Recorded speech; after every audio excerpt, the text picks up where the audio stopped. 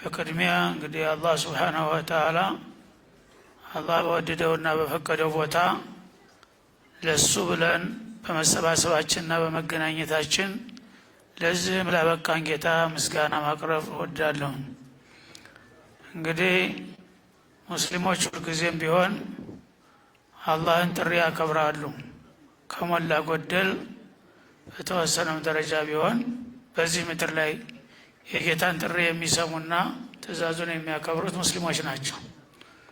ይህንን የሰጠን እድል አላህ ደግሞ ሱብሓነሁ ወተዓላ የበለጠ እንዲጨምርልንና ለስኬት እንዲያበቃን እየተመኘን ሁላችንም እንግዲህ የመጣ መጥቷል፣ የቀረ ቀርቷል።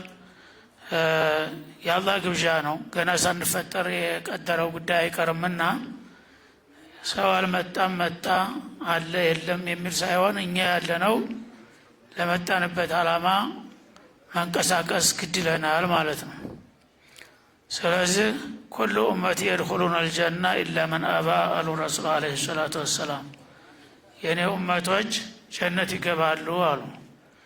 ጀነት የመግባት እድል አላቸው። ኢላ መን አባ አልፈልግም ቢያሻፈረኝ የሚለው ብቻ ሲቀር አሉ።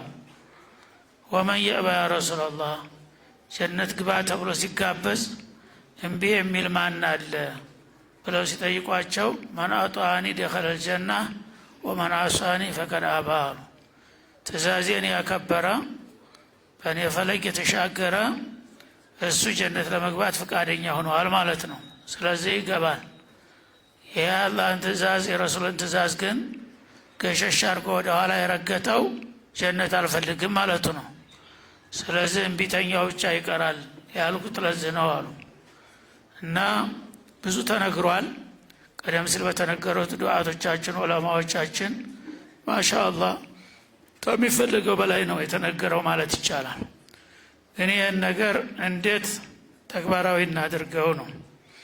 መንቀሳቀስ ግድ ይላል። ወኔ ያስፈልጋል።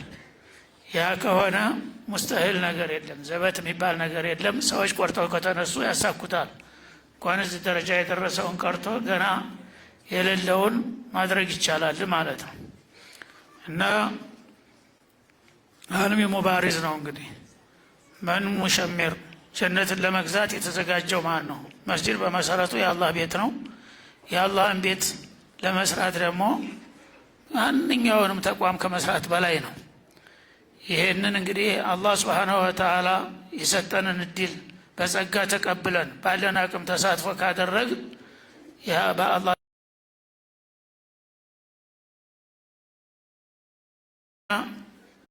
በየውመል አኺር ያመነ ከሆነ የአላህን ቤት እኔ ባለኝ አቅም እረዳለሁኝ ያለ ሰው መጀመሪያው ሽልማቱ ምንድን ነው? ኢማኑ እውቅና ተሰጠው በአላህ ዘንዳ። እነማ ያእሙሩ መሳጅድ አላህ መን አመነ ቢላሂ ወልየውሚል አኺር።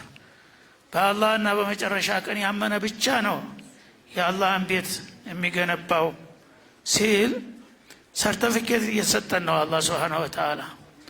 ሙእሚንነትህን ለማስመስከር ዓለምን ሰብስበህ ሰው ዝም ብሎ ቢመሰክርልህ ውሸት ነው የሚሆነው። ግን አላህ ረብል ዓለሚን ዓሊመል ገይቢ ወሸሃዳ የኔን ቤት የሚገነባ ሰው ኢማን ያለው ብቻ ነው ካለ የኢማን እውቅና እየተሰጠን ነው፣ የመጀመሪያ ሽልማት ማለት ነው።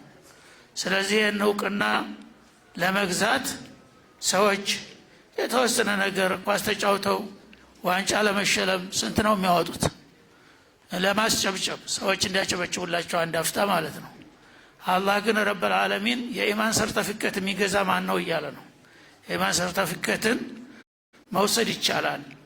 ብዙ ጊዜ የሰሃቦች ታሪክ ሲነገር በተለይም አሸረቱ ሙበሸራ አቡበክር ፊልጀና፣ ዑመር ፊልጀና፣ ዑስማን፣ አሊ፣ አብዱራህማን ፊልጀና ሲባል ሁላችን እንቀናለን።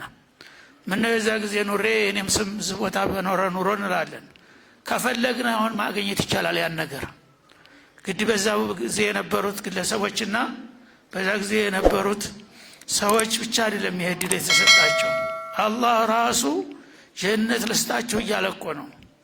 እነዛ ምንም በአላህ ፍቃድ ቢሆንም በነቢዩ አንደበት የተነገረው። አላህ ግን ሱብሓነሁ ወተዓላ የኔን መስጂድ የገነባ ጀነት ገነባለታለሁ እያለ ነው። ብስራቱ እዛ አለ። የሚጠቀምበት ከተገኘ ማለት ነው። እንበና መስጂደን ለላሂ ተዓላ በነላሁ ለሁ በይተን ፊል ጀና። ይሄ እንግዲህ ግልጽ ነገር ነው ማለት ነው። በጀነት ቤት የሚገነባልህ ልዩ ቤት የአላህን ቤት እዚህ ስትገነባ ነው። የወፍ ጎጆ የምታህል እንኳን ተሳትፎ ካደረግ የጀነት ቤት ገዛህ ማለት ነው። ይህንን እንግዲህ ሰው ትዝ አይለውም። ልክ እንደ አቡበክር እዛ ታልተጠራሁኝ ብሎ ነው። ከዛ በኋላ ይሄ እድል እንደሌለ አድርጎ ያያል ማለት ነው። እድሉ አለ። አሁንም ከተቻለ ይህንን አላህ የፈለገውና የወደደውን ነገር ከሰራን ራሱ አላህ በቁርአን ያረጋገጣቸው ዋዕዶች በጣም በርካታዎች ናቸው ማለት ነው። ኢነላህ ላ ዩኽሊፉል ሚዓድ እና ለነገሌ ብቻ በገሌ ዘመን በገሌ ሀገር ብሎ አልገደበውም። የእሱን ስራ የሰራ ሁሉ የእሱን ሽልማት እንደሚያገኝ አላህ አረጋግጦልናል ማለት ነው።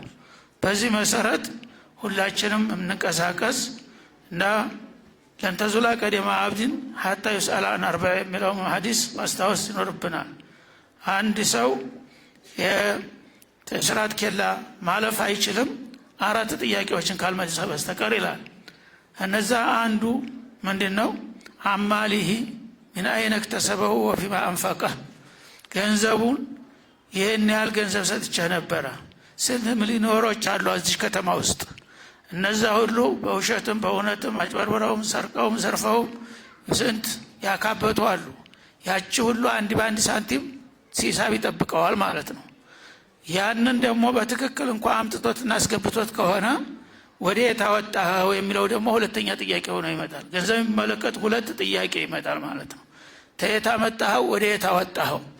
ስለዚህ አላህ አቅም ሰጥቷቸው በእንዲህ አይነት ሁኔታ ላይ የማይሳተፉ ወንድሞች በጣም እናዝናለን፣ እንጨነቃለን። ምን ሊበቃቸው ነው ብለን እናስባለን። አላህ ሂዳያ ይስጣቸው ለእንዲህ አይነቱ ቦታ።